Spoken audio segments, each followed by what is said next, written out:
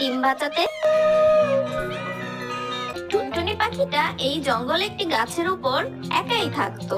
একদিন সে একটি ডিম পেড়েছে, কিন্তু সেই জঙ্গলে থাকতো সব হিংস্র পাখিরা। সেই টুনটুনি পাখির স্বামীকে এক শিকারী তীর মেরে মেরে ফেলে।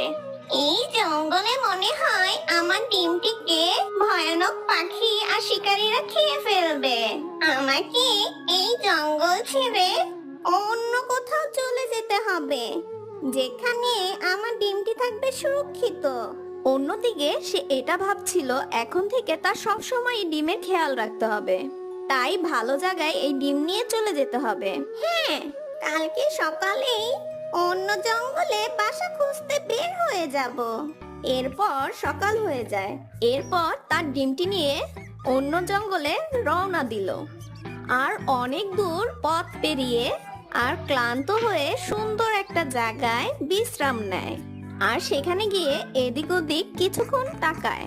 আর তাকানোর পর দেখতে পায় পুরনো একটি ভাঙা বাসা। এই বাসাটা তো বেশ পুরনো আর ভাঙা।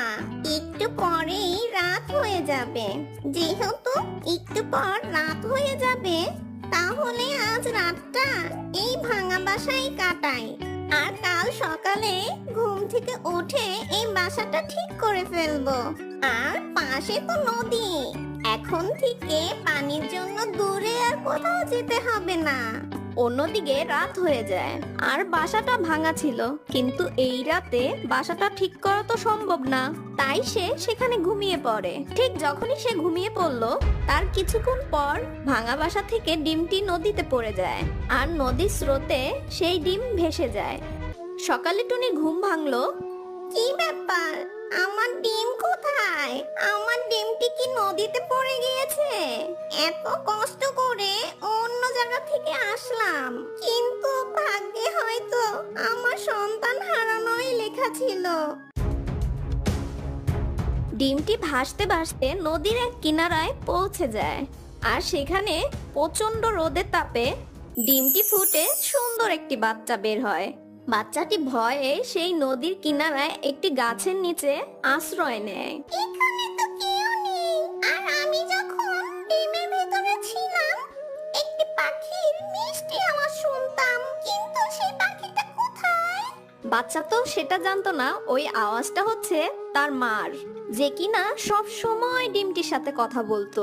কিন্তু পৃথিবীতে আসার আগে তো সে তার মায়ের থেকে আলাদা হয়ে যায়। নদী, তুমি আমার ডিমটিকে আমাকে ফিরিয়ে দাও। আমি তোমার কাছে আর কিছুই চাই না।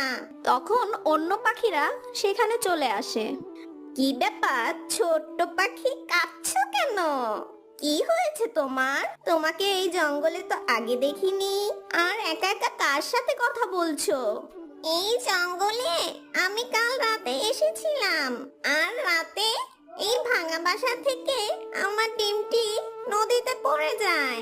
আর আমি আমার ডিম ছাড়া এখন কোথাও যাব না। কাক বন্ধু, মনে হচ্ছে টুনি পাখিটা ডিম হারিয়ে অনেক কষ্টে আছে। তুমি তাহলে আমার বাসায় চলো, আমি এই নদীকে বলে তোমার ডিম এনে দিব। তুমি নদীকে বলে দাও, ও যদি আমাকে আমার ডিম না ফিরিয়ে দেয়, তাহলে এই নদীর পানি সব খেয়ে ফেলবো। কাক ভাই, চলো ওকে আমাদের সাথে নিয়ে যাই, না হলে ও এখানে একা থেকে কষ্টে মরেই যাবে। তারপর তারা টুনিকে নিয়ে কাকের বাসায় চলে যায়। মা, এই পাখিটা কে? বাবা, এই পাখিটা তার ডিম নদীতে হারিয়ে ফেলে কাঁদছিল, তাই আমার সাথে করে আমাদের বাসায় নিয়ে এসেছি। তাহলে তো এই পাখিটা অনেক কষ্টে আছে। আমিও এই কথা শুনে অনেক কষ্ট পাচ্ছি। হ্যাঁ বাবা, একজন মার কাছে সন্তান হারানোর চেয়ে কষ্ট আর কি হতে পারে। এভাবে বেশ কিছুদিন কেটে গেল।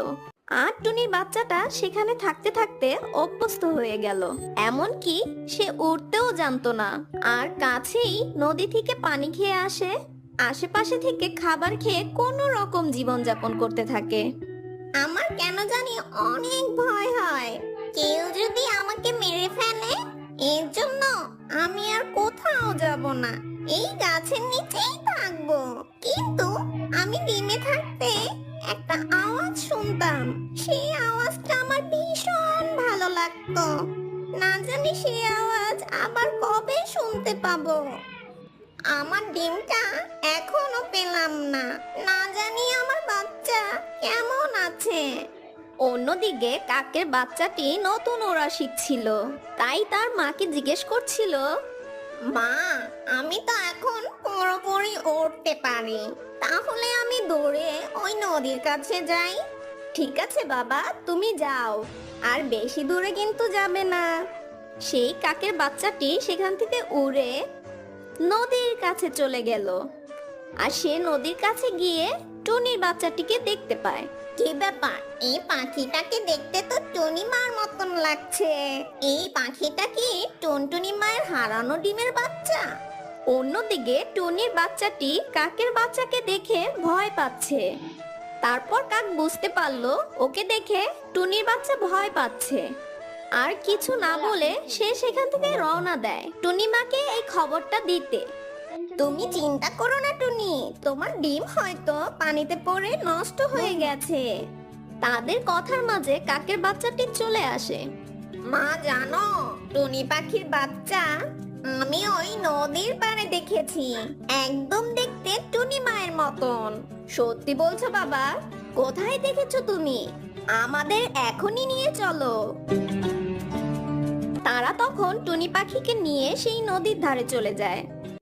এটা কি আমার বাচ্চা? বুঝবো কিভাবে?